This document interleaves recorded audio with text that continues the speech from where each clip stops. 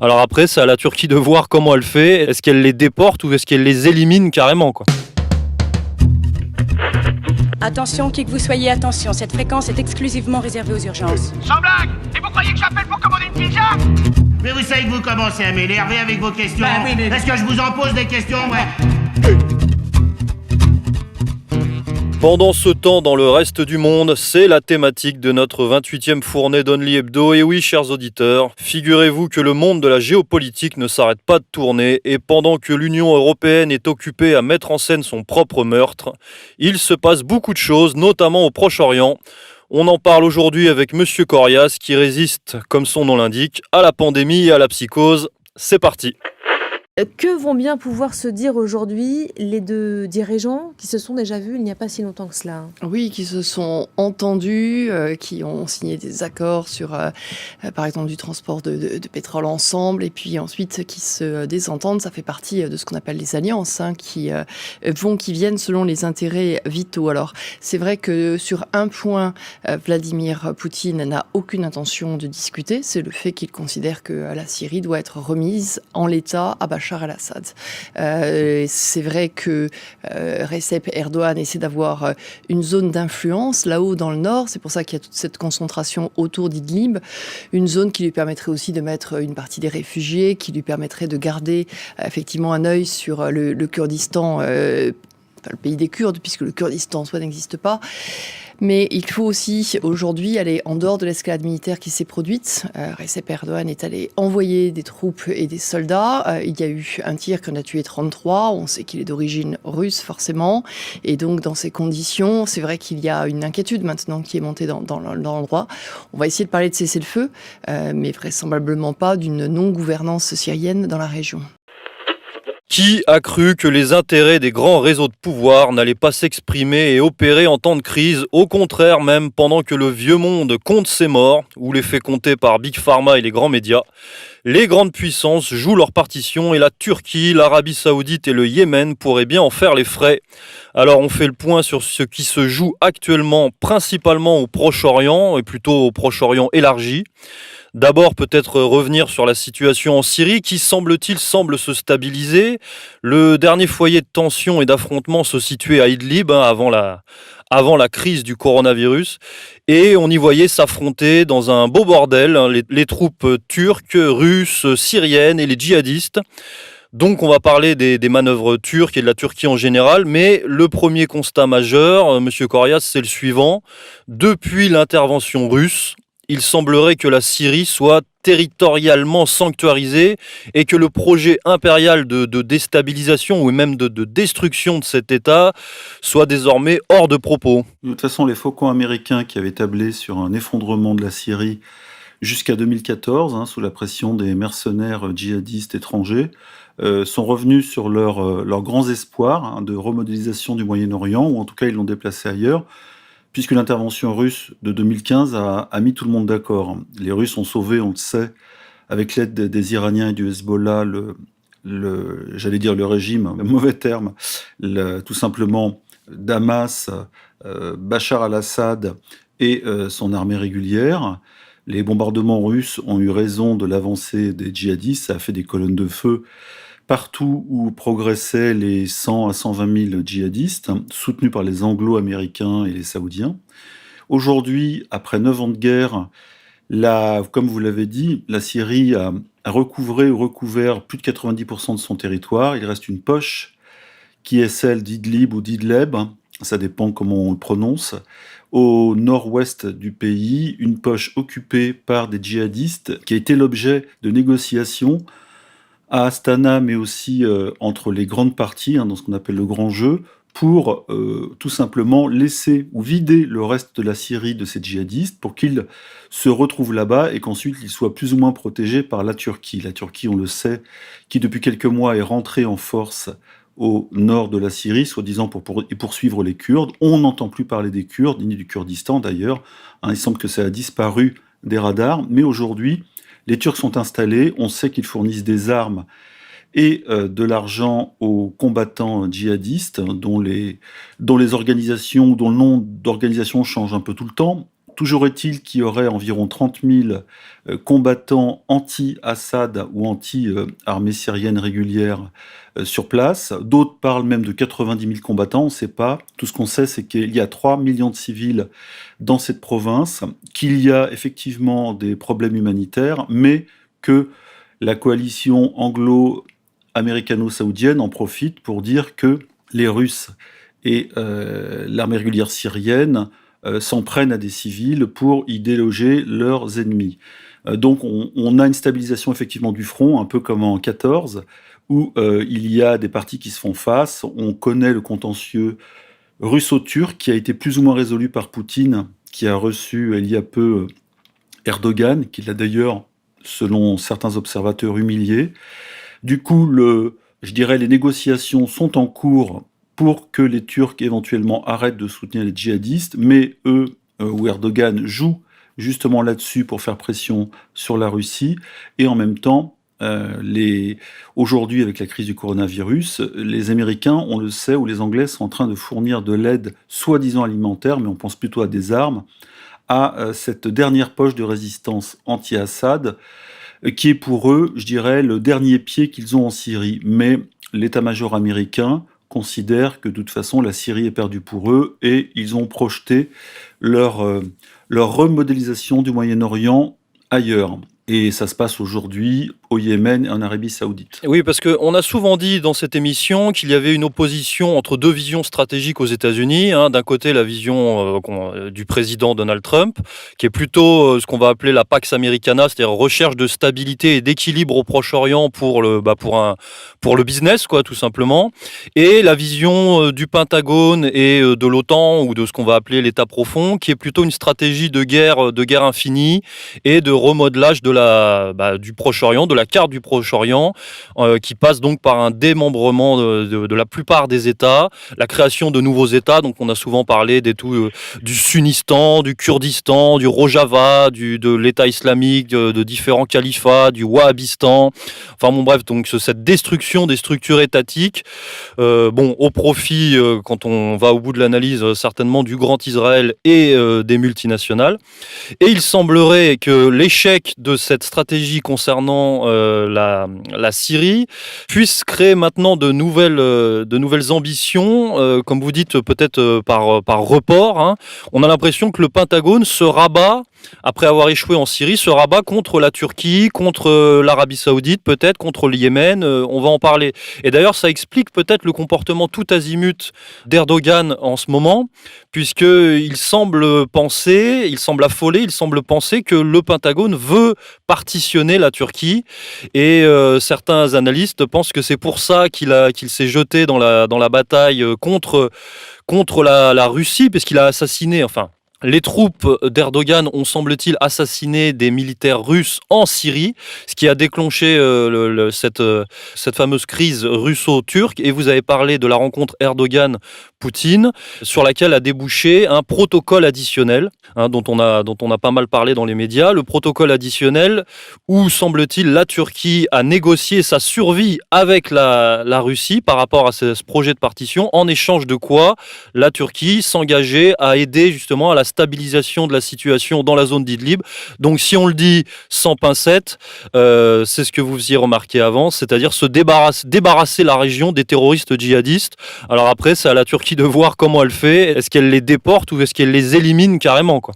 Elle peut, parce qu'elle l'a déjà fait, les déplacer en Libye, où s'ouvre un autre front de ce grand jeu du Proche-Orient, même si la Libye n'est pas le Proche-Orient, on le sait, sauf que ce sont les mêmes acteurs qui sont en jeu, avec en plus la France, avec l'Égypte, mais la Turquie a des ambitions en Libye, on le sait, elle a commencé à fournir des armes à celui qui représente pour l'instant l'État, mais contre le général Haftar, qui lui est soutenu par les Russes. Eh bien là aussi, il y a un autre front qui s'ouvre et on a l'impression que, à terme, Erdogan ou les Turcs vont devoir abandonner cette bande d'une 40aine de kilomètres en Syrie, au nord, sur laquelle ils lorgnaient. Et on n'oublie pas non plus qu'à un moment donné, il était question de démembrer la Syrie et que la Turquie est son morceau. Erdogan, on le rappelle, là encore, rêvant de reconstituer, c'est un peu ce qu'il a promis à ses ultranationalistes, l'Empire ottoman, ou tout au moins une partie de l'Empire ottoman, qui s'étalait sur tout le pourtour méditerranéen il y a encore une centaine d'années. Aujourd'hui, il va revoir ses rêves à la baisse, et puis surtout, il se heurte à l'influence grandissante de la Russie, qui est revenue dans le grand jeu et qui aujourd'hui est considéré presque comme un égal militaire par les Américains, qui n'osent pas évidemment s'y attaquer directement. Ils passent par des proxys pour ça. Je rappelle encore une chose, c'est que la Turquie et Erdogan sont déchirés géostratégiquement entre deux forces, c'est-à-dire l'OTAN, qui est dirigée évidemment en sous-main par les Américains, ou à peine en sous-main, depuis la Virginie, et tout simplement sa proximité avec la Russie.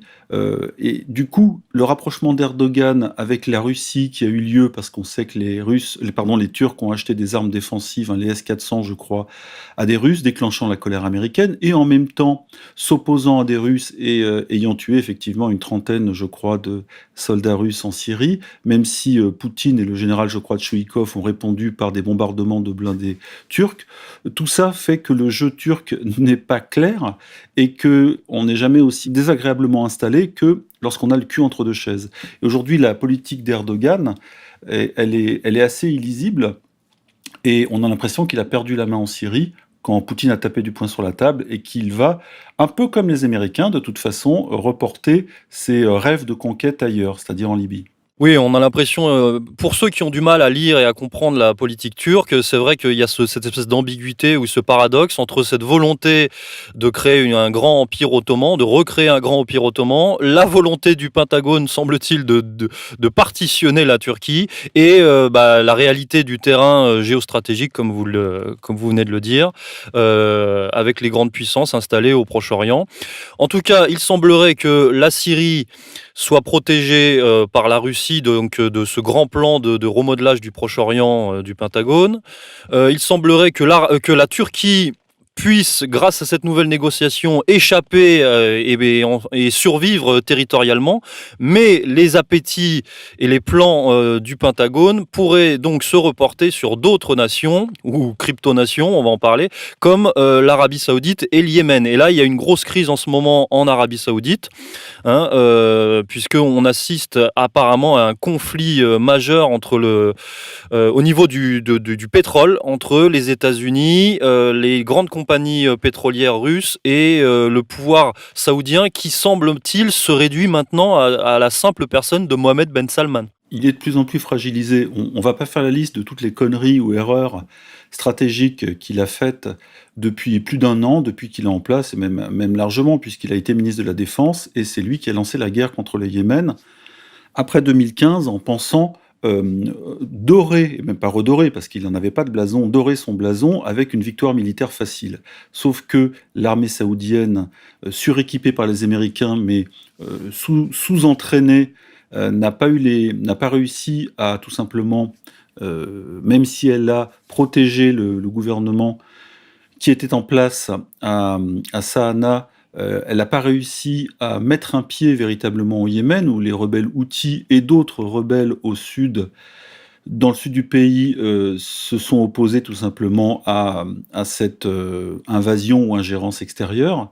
Du coup, le grand rêve de victoire militaire prestigieuse de Ben Salman, il l'a remisé dans sa poche, et aujourd'hui, ça se retourne contre lui, puisque les victoires militaires Houthis s'accumulent, les prisonniers saoudiens se comptent par centaines, voire par milliers, et ils n'ont pas la force et les moyens de résister à éventuellement une invasion de l'Arabie Saoudite. Alors évidemment, les Américains, on le sait, vont sanctuariser l'Arabie Saoudite, mais le pays ne tient plus que par le feu américain et la fameuse 5e flotte dans le Golfe.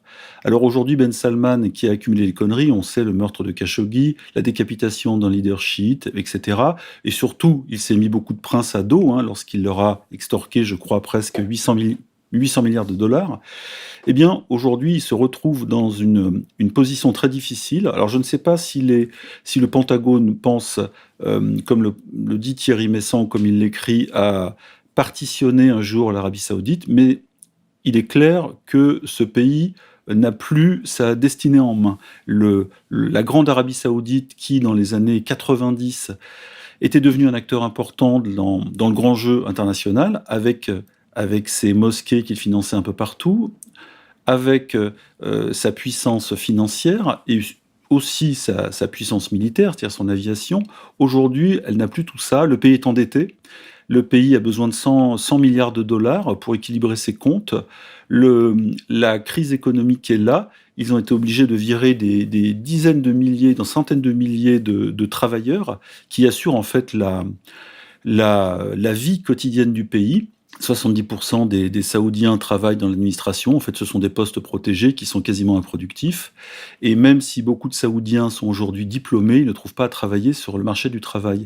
Donc, Ben Salman, ça a été une erreur du roi, qui l'a placé là, il a placé son fils. Et aujourd'hui, il est obligé de courir, se protéger sous le parapluie américain. Or, les Américains, maintenant, effectivement, devant un pays en situation de faiblesse, on le sait, vont lui pomper toutes ses forces et toutes ses richesses.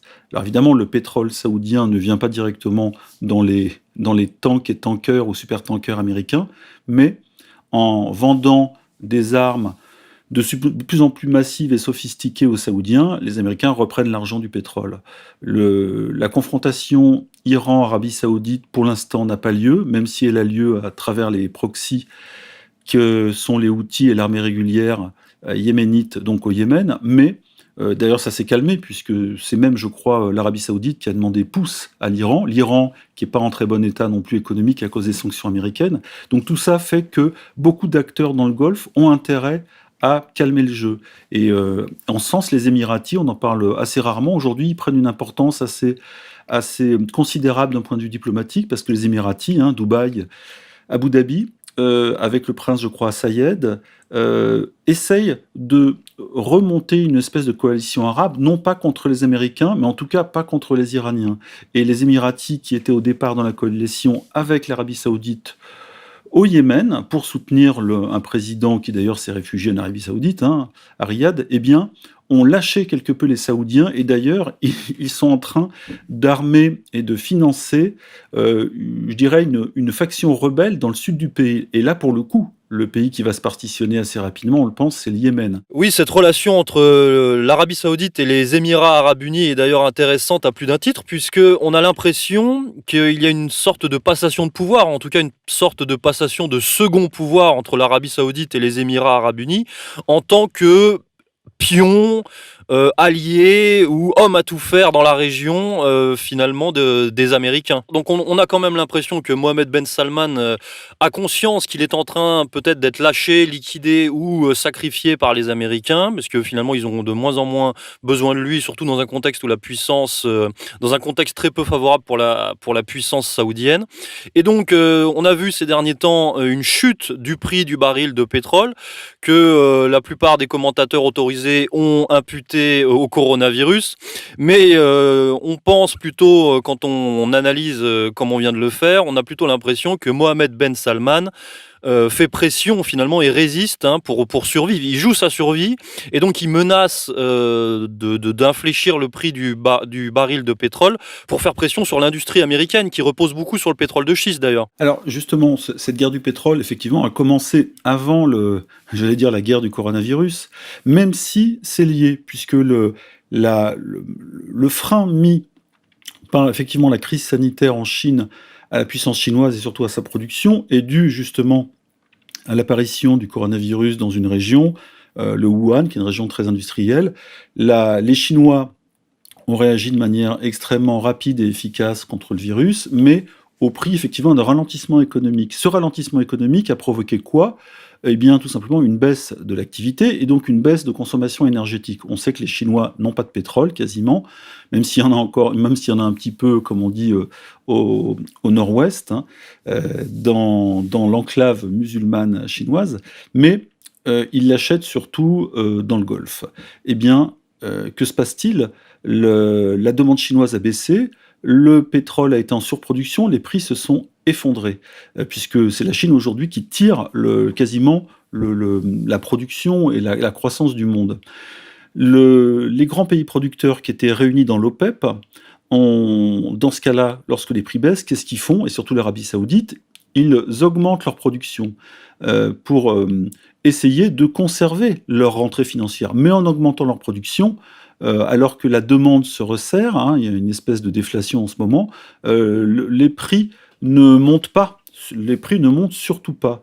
Et la baisse des prix, c'est-à-dire un baril, c'est 150 litres de brut, hein, de crude oil, un baril au-dessous de 45, je crois, ou de $50, n'arrange pas les Américains. Pourquoi? Parce que eux, qui sont les premiers producteurs mondiaux, ils doivent avoir un prix supérieur à ce que leur coûte l'extraction du gaz de schiste. Voilà, pour dire les choses simplement, les Américains ont besoin d'un pétrole à plus de $60 pour que l'extraction du gaz de schiste, c'est-à-dire du pétrole très très très en sous-sol, soit rentable.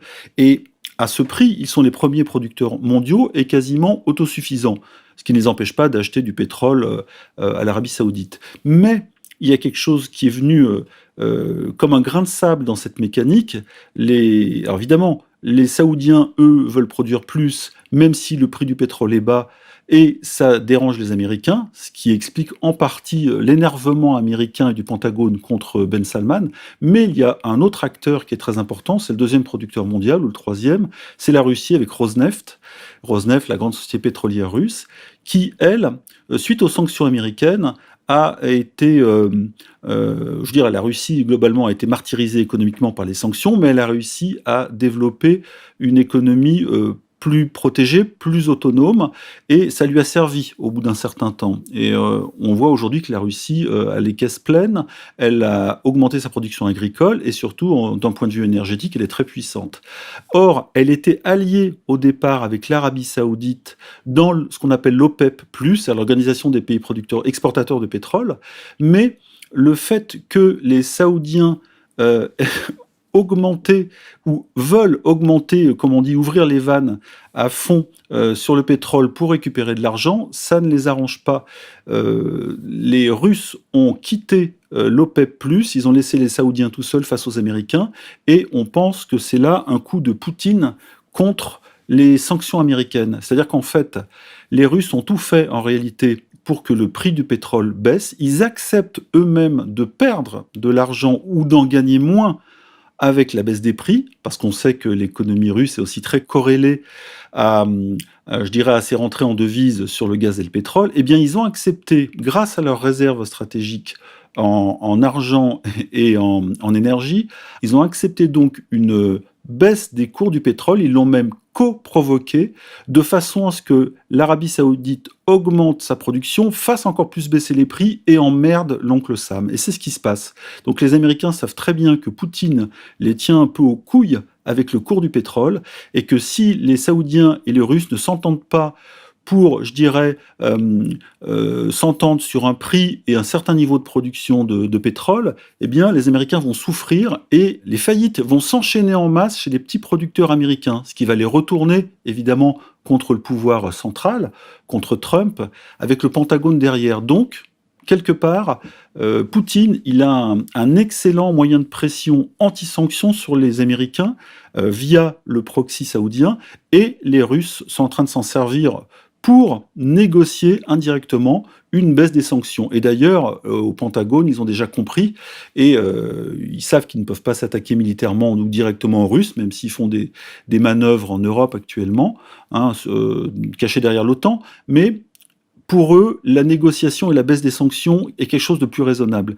Et à ce prix, la Russie redeviendra, entre guillemets, raisonnable et laissera remonter les cours du pétrole, qu'ils ont fait baisser artificiellement. Eh bien, on va se quitter là-dessus, colonel. Au revoir. Chers auditeurs, nous espérons que cette fournée vous aura sorti la tête de l'étau coronavirusien. On se retrouve la semaine prochaine et n'oubliez pas, c'est le moment d'arrêter d'avoir peur. Bonne semaine à tous.